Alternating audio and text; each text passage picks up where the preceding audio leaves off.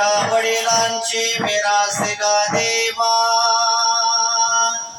तुझी चरण सेवा पांडुरंगा. उपवास पारणे राखिला धरवंता, केला भोगवटा मालगी. वंश परंपरा दासमी अंकित, तुका मोकलिता लाज कोणा. उपवास पारणे राखिला दारवंटा, केला भोगवटा मालगी. देयं सदा परिभवग्नमभीष्टदोहं, तीर्थास्पदं शिवविरिञ्चनुतं शरण्यं. वृद्ध्यार्थं प्रणतपालभवाब्धिपोतं, वन्दे महापुरुष ते चरणारविन्दं. पांडुरंगा करो प्रथम नमन, दुसरे चरणा संतांचिया. त्यांच्या कृपादाने कथेचा विस्तारो, बाबाजी सद्गुरुदास तुका. जयांची केलिया स्मरण, होय सकळ विद्येची अधिकरण.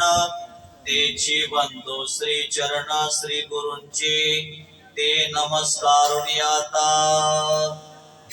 माझ्या वडिलांची मिरासी गा देवा, तुझी चरण सेवा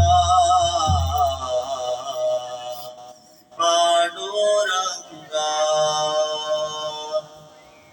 प्रस्तुत प्रसंगी प्राप्त स्थळी संप्राप्ती सेवेसाठी निवडलेला अभंग. सकल गुण गंभीर संसार रणवीर, हाती हरे नाम तीर, नेकलोत्त कलिकाल शीर. चंद्रभागा मातेप्रमाणे, इंद्रायणी मातेप्रमाणे पावन करणाऱ्या अभंग संहितेतील अभंग सेवेकरता निवडलेला आहे. या अभंगामध्ये जगद्गुरु तुकोबराय आपल्याला वडिलोपार्जित सेवा आपण आपल्या घरामध्ये जतन कशी करावी, आणि ती सेवा मी माझ्या घरामध्ये जतन केलेली आहे, याचा दाखला तुकोबरायांनी अभंगामध्ये दिलेला आहे. अभंगावर बोलण्यापूर्वी अल्पसा परिहार. कार्यक्रम कशा निमित्तानं, त्याचं आयोजन काय आहे, प्रयोजन काय आहे माहित आहे तरी सांगणं हे वक्त्याचं कर्तव्य आहे. अकारण कारण वरून आले, अखिल गुण निधान जगदाधार, अखिल विश्व संत ज्ञानोबराय तुकोबराय नामदेवराय. थोर संतांच्या हसेम अपार अपूर्व अशा कृपानुग्रहाने वारीच्या वाटेवर आपण सर्वजण मिळून या सोनवणे परिवारामध्ये या ठिकाणी या घरामध्ये आपण प्रथम वर्ष श्राद्ध या ठिकाणी करतोय. आज ज्यांचं या ठिकाणी प्रथम पुण्यस्मरण आहे, प्रथम वर्ष श्राद्ध आहे, ते कैलासवासी आदरणीय रामचंद्र निळू सोनवणे. आज भाऊंचं या ठिकाणी प्रथम पुण्यस्मरण, प्रथम वर्ष श्राद्ध आपण सोनवणे परिवारामध्ये या ठिकाणी संपन्न करतोय. थोडावाच घरामध्ये त्यांना मुलं आहेत. आदरणीय सागर रामचंद्र सोनवणे, दीपक रामचंद्र सोनवणे, मुलगी दीपा अनिल जगधने, दोन मुलं आणि एक मुलगी रुक्मिणी निळू सोनवणे आई आहेत, आणि पत्नी रोहिणी रामचंद्र सोनवणे. त्यांचे भाव असतील, त्यांच्या बहिणी असतील, त्यांचा हा सर्व परिवार आहे. त्यांची मुलगी असेल, त्यांच्या या सर्व परिवाराच्या माध्यमातून आज आपण या ठिकाणी भावपूर्ण श्रद्धांजली समर्पित करणार आहे. त्यांना तुम्ही घरात काय म्हणायचं, सगळे पप्पा आणि गावातले लोक. नानांचा आज आपण प्रथम पुण्यस्मरणाचा सोहळा, प्रथम वर्ष श्राद्धाचा सोहळा या सोनवणे परिवारामध्ये या ठिकाणी संपन्न करतोय. नानांना जाऊन आज बरोबर 1 वर्ष या ठिकाणी पूर्ण होतोय. साहेब,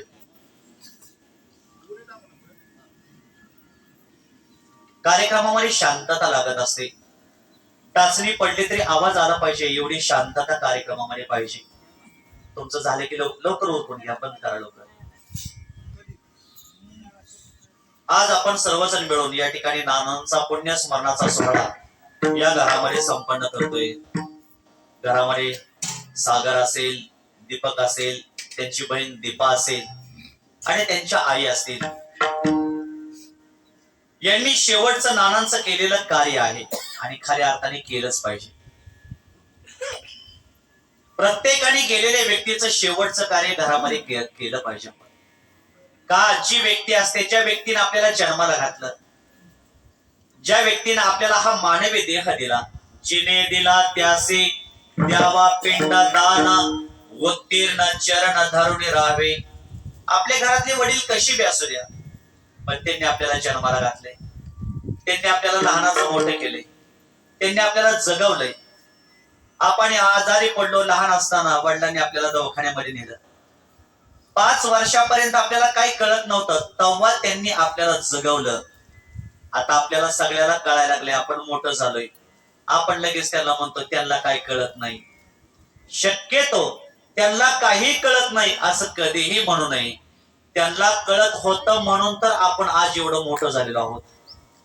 त्यांना जर काही कळालं नसतं तर त्यांनी आपल्याला लहानपणीच मारून टाकलं असतं, खायला दिलं नसतं, त्यांनी आपल्याला जगवलं नसतं, त्यांनी आपल्याला दवाखान्यामध्ये नेलं नसतं. वडील आडाणी असू द्या, आडाणी वडील आम्हाला सुशिक्षित करतात. वडिलांचा आईचा सुरकुतलेला हात आम्हाला वेगळी ऊर्जा देऊन जातो. वडील आम्हाला घरामध्ये घडवतात, तळहातातल्या पोडाप्रमाणे सांभाळतात, मुलीचाही संगोपन करतात आणि खऱ्या अर्थाने त्यांचं कार्य झाले की ते निघून जातात. आज नाना निघून गेले. त्यांच्या सगळ्यात मोठं जे दुःख असतं ते दुःख सौभाग्यवतीला असतं. जिला नवरा आहे तिला तिच्या नवऱ्याचं महत्व कळणार नाही. जिला पती नाही त्यांना त्यांच्या पतीचं महत्व विचारा, कसं बी असू द्यावं, पण कुंकवाचा धनी असतो, कुंकवाचा मालक असतो. जिवंत असून सुद्धा मेल्यासारखं जीवन असतं. मला साहेबांना विनंती करायची, दीपकला एक विनंती करायची, दीपाताईला विनंती करायची, कशी बी असू द्या आपल्या घरातली आई, चिडचिड करणारे असू द्या, खवळ द्या, तिनं शिवे देऊ द्या, तिनं तुम्हाला मारू द्या, पण वडिलांची आठवण न होऊ देणं एवढं तुम्ही तिला घरामध्ये व्यवस्थित संगोपन करा. 100% तुमच्या वडिलांचे आशीर्वाद तुम्हाला मिळण्याशिवाय राहणार नाही. आई रात्रंदिवस मुलासाठी झटत राहते, कामाला जाते. का जाते? कारण माझा मुलगा मोठा झाला पाहिजे, माझ्या मुलांनी नाव कमवलं पाहिजे. आमच्यावर जी काम करण्याची वेळ आली, ही वेळ आमच्या मुलांवर कधी येऊ नये याच्यासाठी ती झटत राहते. तुम्हाला तर वाटत असेल ती बडबड करते, खवळते, आम्हाला सारखी चिडचिड करते, पण कोणत्या आईला वाटतं की माझ्या मुलांचं वाटण व्हावं? कुठल्याही आईला वाटत नाही. आईची एकच धारणा असते की घरामध्ये ज्या मुलांना मी जन्माला घातलंय, या मुलांनी मोठं व्हावं, या मुलांनी माझं आणि माझ्या पतीचं नाव मोठं करावं, सगळ्या घराचं नाव मोठं करावं, याच्यासाठी झटत राहणारी आई आहे. म्हणून बाबांनो, तुम्ही आता खूप मोठे झालात, मला मान्य आहे, तुमची परिस्थिती बदललेली आहे, मला मान्य आहे, पण जिनं हालाकीच्या परिस्थितीमध्ये दुसऱ्याच्या रानात जाऊन कामं केली, दुसऱ्याची चाकरी धरली, दुसऱ्याचं रान खुरपलं गेलं, ह्याचे पाय धरले त्याचे पाय धरले, म्हणून जिनं लहान असताना आपल्याला सांभाळलं, जिनं लहान असताना आपल्याला गहाज भरवले, या आईचा आपण किती जरी ती रागवली तर तिचा राग करायचा नाही. तिला आपण तिची जेवढी सेवा करता येईल तेवढी करावी. का? मातृत्व हे सगळ्यात श्रेष्ठ आहे, आई ही श्रेष्ठ आहे, आणि त्याच्याबरोबर साहेब वडील ही आपल्या घरामध्ये श्रेष्ठ आहेत. धन्य माता पिता दयाची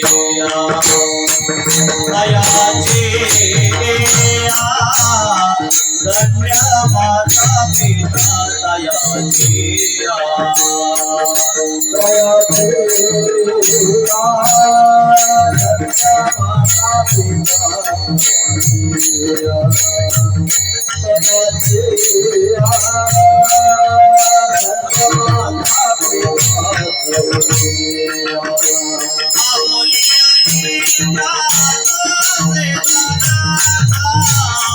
Hallelujah.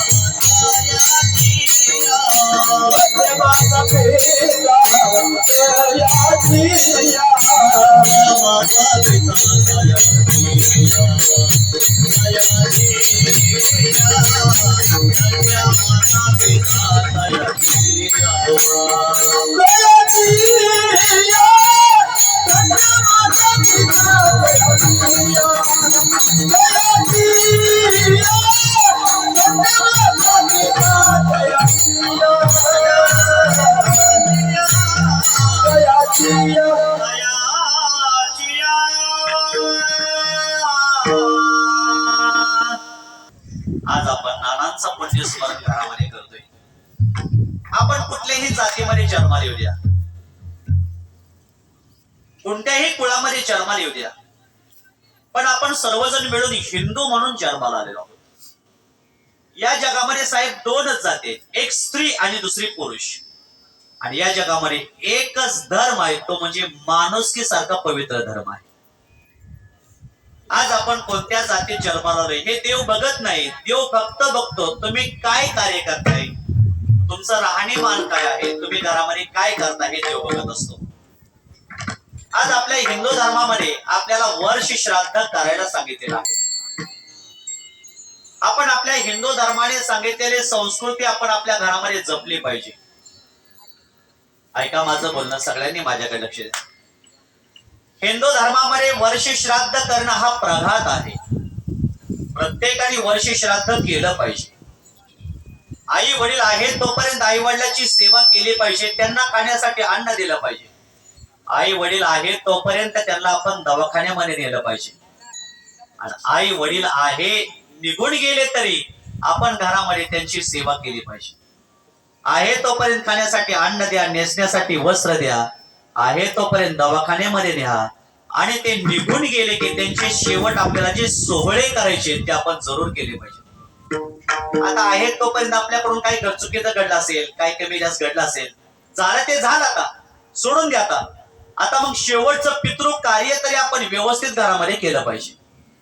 काय काय मुलं म्हणतात त्यांनी कुठं आम्हाला कमवून ठेवले, त्यांनी कुठं आम्हाला घर बांधून ठेवले, त्यांनी कुठं आम्हाला बँक बॅलन्स ठेवलाय. आज बरीचशी मुलं म्हणतात बाबांनो त्यांनी तुम्हाला पैसा कमवला नसेल, त्यांनी तुम्हाला धन दिलं नसेल, त्यांनी तुम्हाला शेती दिली नसेल, पण बाबांनो आई वडिलांनी तुम्हाला मनुष्य म्हणून जन्म दिलेला आहे. हे सगळ्यात महत्वाची गोष्ट आहे.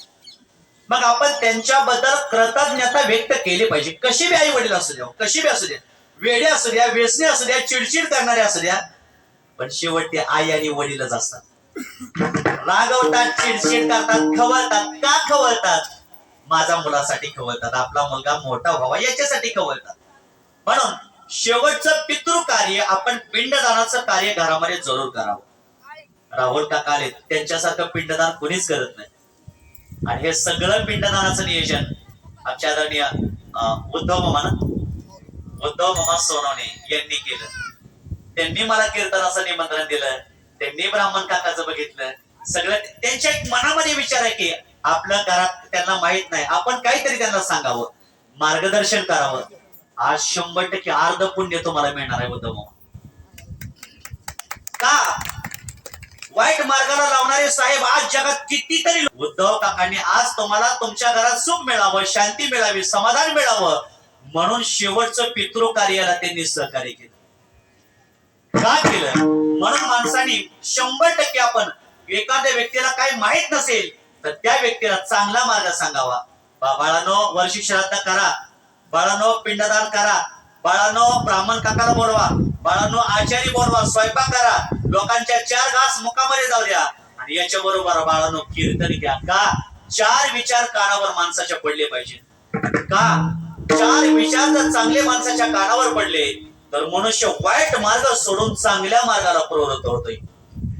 आज जर एखाद्याच्या मनात विचाराला महाराजांनी चांगलं कीर्तन केलं, आज महाराजांनी सांगितलं गळ्यात तुळशीची माळ घालायची, आपण घालायची.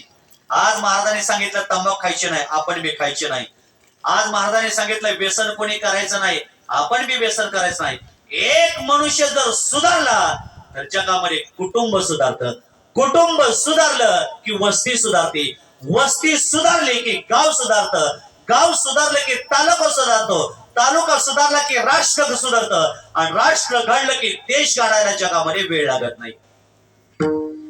साहेब एक जागा झालेलं मन दुसऱ्या मनाला जागा करतात, 2 जागी झालेली मन तिसऱ्या मनाला जागे करतात, आणि 3 जागी झालेली मन अख्खं गाव जागा करतं, आणि गाव जागा झालेलं अख्खा गाव अख्खा समाज जागा करतो आणि प्रत्येकाला चांगल्या मार्गाला लावतो. उद्धव मामांनी आज चांगला मार्ग सांगितला. बाळांनो पिंडदान करा, बाळांनो अन्नदान दारामध्ये करा, बाळांनो दारामध्ये कीर्तन घ्या. आणि हे कीर्तन आपल्या दारामध्ये जरूर घेतलं पाहिजे. कलियुग माझी करावे कीर्तन कलियुगा माझे करावे कलियुगा माझे करावे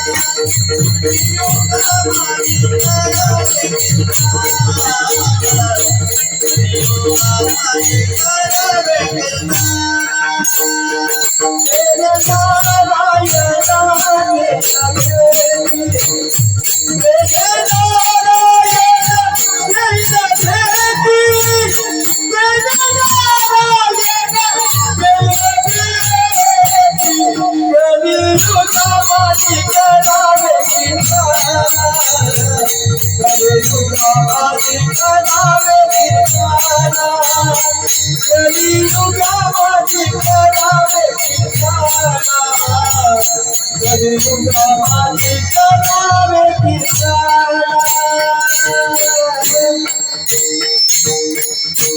कलियुगा माझे करावे कीर्तन कलियुगा माझे करावे कीर्तन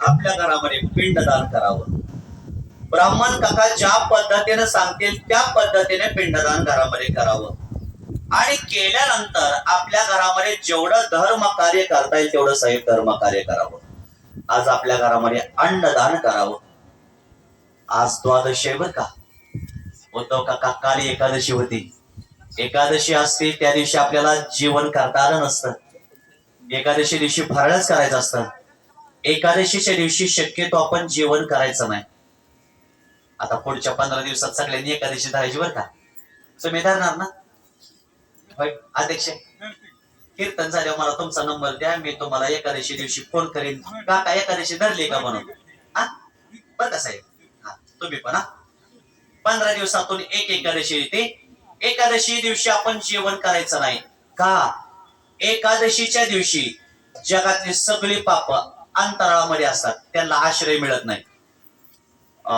जगातली सगळी पाप एकादशीच्या दिवशी असे अंतराळामध्ये फिरतात आणि त्यांना त्या दिवशी तेवढा आश्रय मिळण्यासाठी एकादशीच्या दिवशी सगळी पाप अन्नाचा आश्रय करून बसतात म्हणजे अन्नात घुसतात तेवढा एकच दिवस त्यांना वेसावा असतो मग एकादशीच्या दिवशी सगळं पाप अन्नाचा आश्रय करून बसतं आणि एकादशी दिवशी जर आपण अन्न खाल्लं तर अन्न खात नाही पाप खातो म्हणून शक्यतो एकादशीच्या दिवशी आपण जेवण करायचं नाही मग काय करायचं फराळ खिचडी दूध दही तूप लस केलं आणि तुकोबरांनी पंढरपूरची वारी धरली खरं प्रत्येक माणसाने पंढरपूरची वारी केली पाहिजे आपण वर्षाला प्रत्येक महिन्याला पंढरपूरला गेलं पाहिजे हा पंढरपूरला जाणं म्हणजे बॅटरी चार्जिंग करणं हा घरामध्ये जसा मोबाईल आपण चार्ज केला की आपल्याला मोबाईल वापरायला मिळतो 2-3 तास तो मोबाईल आपण वापरतो तसं पंढरपूरला जाणं म्हणजे आपल्या मनाची बॅटरी चार्जिंग करणं आहे 100% चार्जिंग करणं आहे म्हणून तुकोबराय पंढरपूरला आले पांडुरंगाच्या चरणाची सेवा केली अनेक दिवस पांडुरंगाच्या चरणाची सेवा केली आणि करत करत तुकाराम महाराज म्हणाले पांडुरंगा तुझ्या चरणाची सेवा आमच्या वडिलांची मिरासी आहे माझ्या वडिलांची मिरासी गाठला माझ्या वडिलांची मिरासी गाठला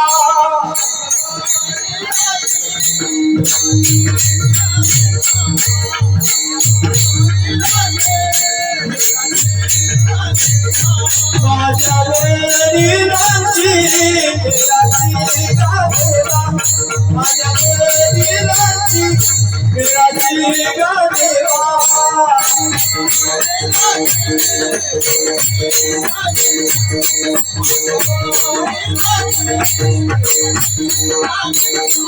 तुझी चरणा सेवा पांडुरंगा, तुझी चरणा सेवा पांडुरंगा,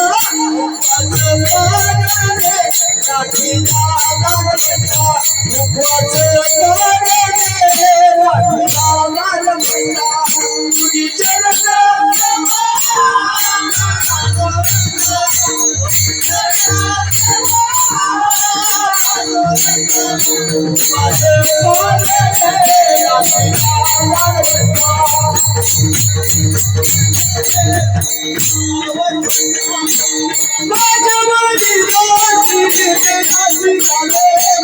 तुझी चरण सेवा पांडुरंगा, तुझी चरण सेवा पांडुरंगा, तुझी चरण सेवा पांडुरंगा.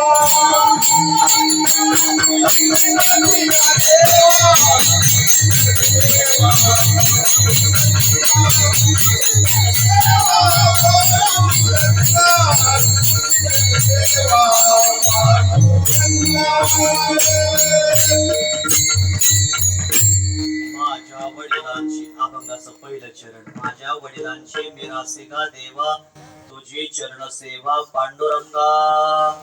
पांडुरंगा, तुझी चरण सेवा ही माझ्या वडिलांची मिरासी आहे. तुकाराम महाराजांनी चंद्रभागेला आपली आई मानली, चंद्रभागेला बहीण मानली, रुक्मिणीला आई समजलं, पांडुरंगाला वडील समजले आणि पुंडलिकाला भाव समजलं. तुकोबरायांनी पांडुरंगाला आई वडिलाची सेवा समजून पांडुरंगाची सेवा केली आणि घरातल्या आई वडिलाला सुद्धा पांडुरंग समजून त्यांची सेवा केली. आपल्या घरामध्ये आई ही श्रेष्ठ आहे, तिला रुक्मिणी समजावं आणि वडील हे श्रेष्ठ आहेत, वडिलांना पांडुरंग समजून त्यांची सेवा करावी. आईनं वडिलांनी आपल्याला करंगळीला धरून पहिल्यांदा आपल्याला पोटाला धरून चालायला शिकवलं. आईनं वडिलांनी आपण लहान असताना हाताचा पाळणा केला, नेत्राची ज्योत केली. आपल्याला ज्यावेळेस दात नव्हते त्यावेळेस आईनं आपल्याला स्तनातलं दूध पाजलं. खरं सांगा, आईनं कधी हिशोब मांडलाय का? बाळा, तुला मी 9 महिने 9 दिवस पोटात वागवलं, तुला लहानाचं मोठं केलं, तुला मी घास भरवले, तुला मी मोठं केलं, मी तुला सांभाळलं, मी तुला रक्ताचं दूध करून पाजलं. आईनं कधीही आयुष्यात हिशोब मांडला नाही. फक्त मुलगा एकदा जवळ जाऊ द्या, आई मला हे पाहिजे, त्या लेकराची ती इच्छा पूर्ण केल्याशिवाय राहणार नाही. घरामध्ये श्रेष्ठ आहे आणि आई बरोबर आपल्या घरामध्ये वडीलही तेवढेच श्रेष्ठ आहेत. आजपर्यंत आम्ही आईवरच प्रेम केलं. आज प्रत्येक मुलगा निबंध लिहायचा झाला तरी आईवरच निबंध लिहितो. शपथ घ्यायची झाली तरी मुलं आईची शपथ घेतात. आई शपथ, मी खोटं बोलणार नाही, खरं बोलेल. आपण आईची शपथ का घेतो? कारण की ज्याच्यावर आपण प्रेम करतो त्याची शपथ घेत असतो. एकदा शपथ घेतली की समजायचं त्यात काय बदल नाही, अजिबात बरोबर आहे. मतदानाच्या वेळेस ते उमेदवार पैसे वाटायला येतात आणि ते म्हणतात घ्या बरं भांडारा उचला, भांडारा उचला, गुलाला उचला, बुक्का उचला म्हणतात बघा की. का? एकदा भांडारा उचललं की त्यांच्या डोक्यात आलं 100% आपलाच माणूस आहे. म्हणून शक्यतो की विनंती आहे, देवाच्या आपल्या मतदानासाठी किंवा कशासाठी देवाला मध्ये करू नका अजिबात. कधीच देवाला करायचं नाही. काय त्याचा काय दोष आहे? काय नाही, देवाला मध्ये आपल्यामध्ये कधीही घ्यायचं नाही. बिचाऱ्या घ्यायची झाली तर मुलं आईची शपथ घेतात. साने गुरुजींनी श्यामची आई लिहिली, पण श्यामचा बाप नाही लिहिला. साने गुरुजी भारताला माता म्हणतात, पांडुरंगाला विठू म्हणतात, ज्ञानोबरायांना माऊली म्हणतात आणि घरात वडिलांना बाप म्हणतात. बाप ठेस लागली की मुलगा आई म्हणतो आणि साथ दिसला की माणसाला बाप आठवतो. तुम्ही आईवर प्रेम करू नका असं माझं म्हणणं नाही. आईवर प्रेम करा. जिनं जन्माला घातलं, जिनं तळ हाताच्या फोडाप्रमाणे सांभाळलं, जिनं आम्हाला 9 महिने 9 दिवस पोटात वागवलं, तिची सेवा करा. सेवा करू नका असं माझं म्हणणं नाही. ते आपल्यावर प्रेम करते, मान्य आहे, बरोबर आहे. वेद शास्त्र पुराणांनी सगळ्यांनी वर्णन केलं त्या आईचं. आई आई आई आई आई आई आई. चित्रपट झाले आईवरती, कविता झाल्या आईवरती, सेमिनार वेद शास्त्र पुराणांनी सगळ्यांनी वर्णन केलं आईचं. मान्य आहे, आई आमच्यावर प्रेम करते. पण जाता जाता एक वाक्य ऐका, आई आपल्यावर जेवढं प्रेम करते त्याच्यापेक्षा एक काकणभर जास्त प्रेम करणारा घरातला बाप आहे. घोरपडे पाहुणा तात्या, आईचं प्रेम हे व्यक्त होतं. साहेब, एका वेळच्या जेवणाची जिला चिंता आहे त्याला आई म्हणावं. बाळा, आज तुला टिफिन साठी कोणती भाजी करून दे रे? बाळा, तुला खायला काय आवडतं? बाळा, तुला काय आवडतं? एका वेळच्या जेवणाची जिला चिंता आहे त्याला आई म्हणावं. आणि आयुष्यभराच्या जेवणाची जो व्यवस्था करतो त्याला बाप म्हणावं. मुलीचं लग्न जुळत नाही म्हणून भाकरी थापताना रडणारी आई आम्हाला दिसते. माझी मुलगी मोठी झाली, माझी मुलगी मोठी झाली, माझ्या मुलीचं आता लग्न केलं पाहिजे, माझी मुलगी आता शहाणी झाली, माझी मुलगी आता उपवर झाली, तिचे आता 2चे 4 हात केले पाहिजेत. पण 4-5 वर्ष जरी माझ्या मुलीचं लग्न जमत नाही, भाकरी थापताना सारखी आई आठवण काढते, माझ्या मुलीचं एकदा झालं पाहिजे, माझ्या मुलीचं झालं पाहिजे, माझ्या मुलीचं चांगलं झालं पाहिजे. मुलीच्या लग्नासाठी मुलीचं चांगलं व्हावं याच्यासाठी भाकरी थापताना रडणारी आई आम्हाला दिसते. पण मुलीचं लग्न जुळवण्यासाठी दुसऱ्याचे उंबरे झिजवणारा बाप आम्हाला आयुष्यात कधीही दिसत नाही. आईचं प्रेम डोळ्यातून व्यक्त होतं, पण बापाचं प्रेम बापाला कधीही व्यक्त करता येत नाही. का? त्याला सगळ्याला सांभाळून घ्यावं लागतं.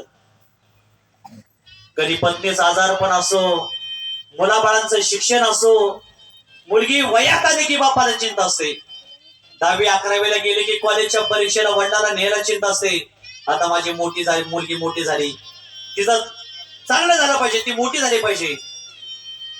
10वी-12वीच्या परीक्षेला सुद्धा मुलगी म्हणते, बाबा आज पेपरला सोडवायला तुम्ही माझ्या बरोबर आलं पाहिजे. काही मी करा, काम राहू दे आजचे दिवस, पण माझ्या बरोबर तुम्ही चला. मला पण एक मुलगी. आपल्या घरातल्या मुलीचं आपल्यावर किती प्रेम असतं फक्त घरातल्या बापालाच माहिती आहे. घरातलं मुलगी म्हणजे बापाचा काळजाचा तुकडा असतो.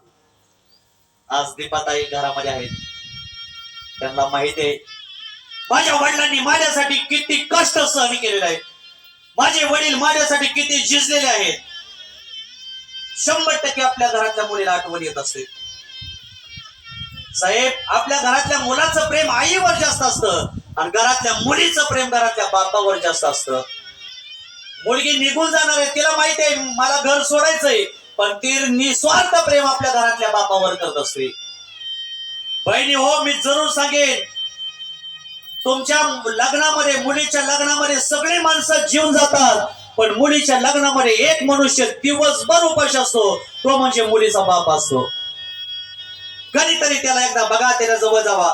मुलीचं लग्न जुळवण्यासाठी किती किती घालमेल होते, पण लग्न एकदा जमलं की त्याची तिथून पुढे तयारी असते.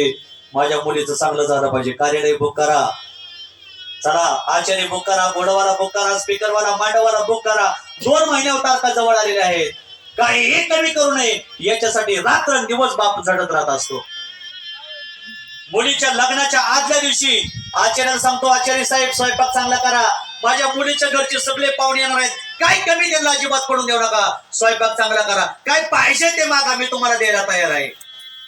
रात्री स्वयंपाकवाले पैसे थांबले, रात्रभर जागे राहिले. सकाळी उठले, एक जावाय 10 रुपये होता, त्याला समजावण्यात त्यांचा वेळ गेला, भावबंदकीला समजावण्यामध्ये वेळ गेला. सगळ्याला सांगतो जीवन जावा, जीवन जावा.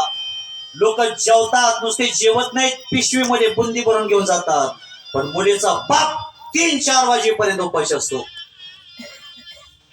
एकदा मुलीचा अंगावर अक्षदा पडला आणि मुलगी ज्यावेळेस सासरी जायला निघाले, बाशिंग बांधलेली एकदा बापाने मुलगी बघितली, 1च मिनिट बापाची आणि मुलीची दृष्टादृष्ट होते, 1च मिनिट. जसे धरणाचे दरवाजे मोकळे व्हावेत आणि पाणी गंगेच्या दिशेने व्हावं, तसं बापाच्या दोन्हीही दाहरा डोळ्यातून वाहतात. बाप कधीच रडत नाही, किती बी पाषाण हृदय बाप असू द्या, पण बापाला आयुष्यात एकदा रडावं लागतं, ते म्हणजे आपली पोरगी सासरी जाताना. वडील म्हणतो, ताई तू आता निघाली हो. सगळी मुलीला घालवायला असतात, बहीण असते, भाव असतो, चुलती असते, चुलता असतो, सगळे असतात, आई असते, पण स्वतःची मुलगी कुणाच्याच गळ्यात पडत नाही.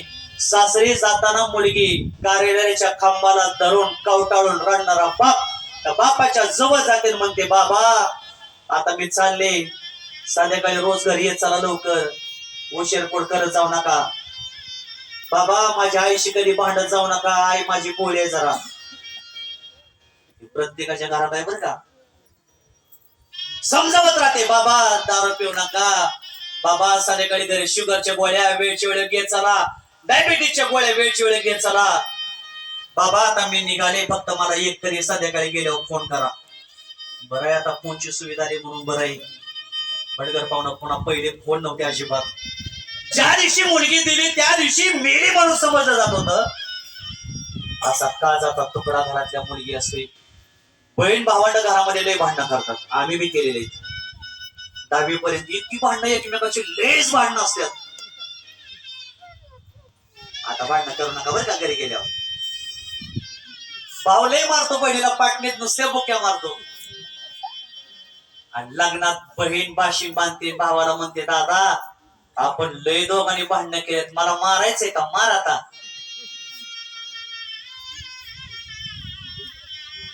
दहा दिवस म्हणतो, बहीण सासरी गेली का नाही, 10 दिवस ती 7 वळवळच करतो. आम्ही तीच केलंय हो, अनुभव तुम्हाला सांगतोय.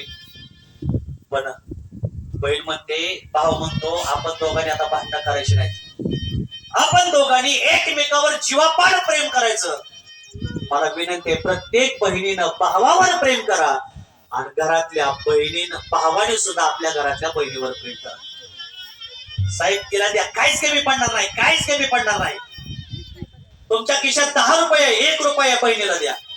तुमच्या खिशात 100 रुपये, तुम्ही 10 रुपये बहिणीला द्या. तुमच्या खिशात 1000 रुपये, बहिणीला 100 रुपये द्या.